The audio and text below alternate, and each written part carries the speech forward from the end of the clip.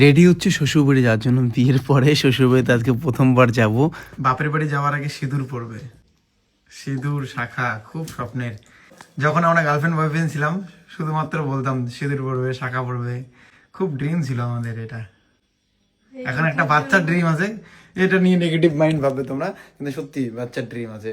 আমি একটু এরকম ছেলে। তো বস আমি রেডি হয়ে গেছি ভাই, যেটা পড়েছিলাম সেটা পরে যাবো। কেননা আমি মনে করি আমি পুরোনো জামে অনেকদিন ধরে যাই, তো হয়তো নতুন জামে এখন বিয়ের হিসাবে আর কি। নিজের বাড়ি ছাড়া ভালো লাগে না, এই ফার্স্ট টাইম ওদের বাড়ি দিকে থাকবো। এটা যে কত বড় একটা জীবন যুদ্ধ হবে। না না, এখানে একটা ডিল হয়েছে, ডিল। এখানে একজনের সাথে একটা ডিল হয়েছে।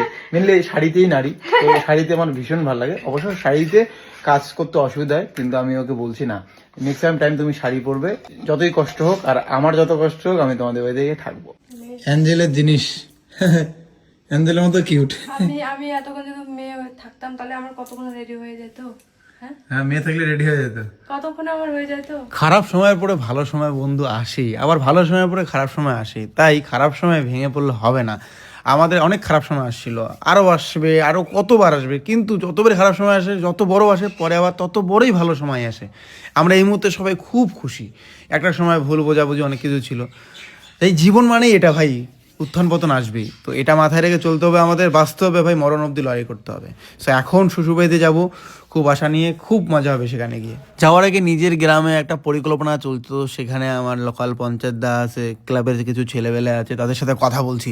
যেটা হচ্ছে কালকে তোমরা ভিডিও দেখেছিলা যে একটা ক্লাব হবে। সো শ্বশুরবাড়ি যাওয়ার আগের দিনও আমরা এইসব আলাপ করেছিলাম। দাদা কয়া দিল যে হ্যাঁ জমি ওই দিঘির পারে ওই জায়গায় দিয়ে দিবে, যেদিন লাগবে সেদিনে। জমি তো ভাই কেউ কাউকে দিতে চায় না, কিন্তু আমরা অনেক আবদার করার পরে ফাইনালি জমি দেবে বলে কথা দিল একজন দাদা। পরবর্তীতে অবশ্য না, অবশ্য সেই জমিটা চেঞ্জ হয়ে অন্য জমি হয়েছে। তবে এটাই আমি গ্রুপে জানাচ্ছি, আর শ্বশুরবাড়ি যাচ্ছি। মিষ্টি মিষ্টি হাসি নিয়ে আসছি শ্বশুরবাড়িতে, মানে পৌঁছাই গেলাম অ্যাঞ্জেলের বাড়িতে। এর পাশে অ্যাঞ্জেল বাড়িটা করতেছে, এখনো বাড়ি ওর কমপ্লিট হয়নি। হ্যাঁ, এই পুরোনো বাড়িতে থাকতেছে। বিয়ের পরে প্রথমবার, এটা আলাদাই ফিলিং। হয়তো এর আগে অনেকবার আসি, কিন্তু এই ফিলিংটা বিয়ের দিন থেকে কালকে এসছো? ওই বিয়ে হয়ে গেছি। হ্যাঁ, কালকে ওই বিয়ে বাড়ি এসছো? এখন না, নিয়মে করা লাগে, নিয়মে করা লাগে। এখন হবে, আমি দিব। এ অনেকদা ইয়ে না আসলো, তোমার ভবন কিছু না আসে না আনতে বললেন না তোর ভবন পুজোতে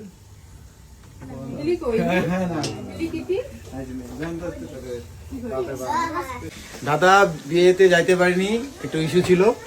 আজকে নিজের হাতে রান্না করে খাওয়াবে, একদম স্পেশাল রান্না। এই বাড়িতে আমার শ্বশুরবাড়িতে যখন আসি, আমি সব থেকে বেশি মিস করি আমার শাশুড়ি মায়ের হাতের রান্না। মানে বিশাল টেস্টি, মানে বিশাল।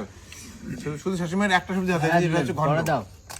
এবং এই মানিক দা বিয়েতে আসতে পারেনি, একদিন হোয়াটসঅ্যাপে স্ট্যাটাস দিয়েছিল গিলামেটের, মানে পোল্ট্রি ব্রয়লারের। আমি জাস্ট একটা রিয়াকশন দিয়েছি, দাদা বুঝে গেছে আমি এটা পছন্দ করি, আর আজকে নিজের হাতে বিয়ের পরে রান্না করে খাওয়াইলো। ও বাপা, তোমরা আমাকে নোংরা বা খারাপ ভাবেন না রে, আমরা সাদামাটা গ্রামের মানছি, আমরা ইল্লে খাই, ভাল লাগে। আসলে শুটকি মাছটা আছে ভাল লাগে, মানে সত্য জিনিস করতে লজ্জা নাই ভাই। জীবনে ভাই বড় হইয়া ছোট হই ভাই, যেইভাবে মানুষ হয়েছি ওইটিয়া ভাই সারা যাবে না ভাই। ওই মাটিতে মিশি, মানে বুঝি না ভাই, বুঝি না, গত কোষে ঘর পাইম না। হ্যাঁ ভাই, পাবি তো ওইটুকু। সত্যি বলে বন্ধুরা দেখো, আমার মনের বিয়ে হয়েছে। দেখো সিঁদুর পরে এখানে কপালটা কি হয়েছে, সিঁদুর পরে কি হয়েছে মা বলো একবার। তো গুড মর্নিং গাইস। ওদিন খাওয়া দাওয়া করার পরে ঘুমাইছি, এখন শ্বশুরবাড়িতে ফ্রেশ হলাম, হওয়ার পরে আবার খাওয়া দাওয়া করে আবার বাড়ি। এটাই শ্বশুরবাড়িতে বিয়ের পরে আসলে হবে, খাওয়া দাওয়াই বেশি।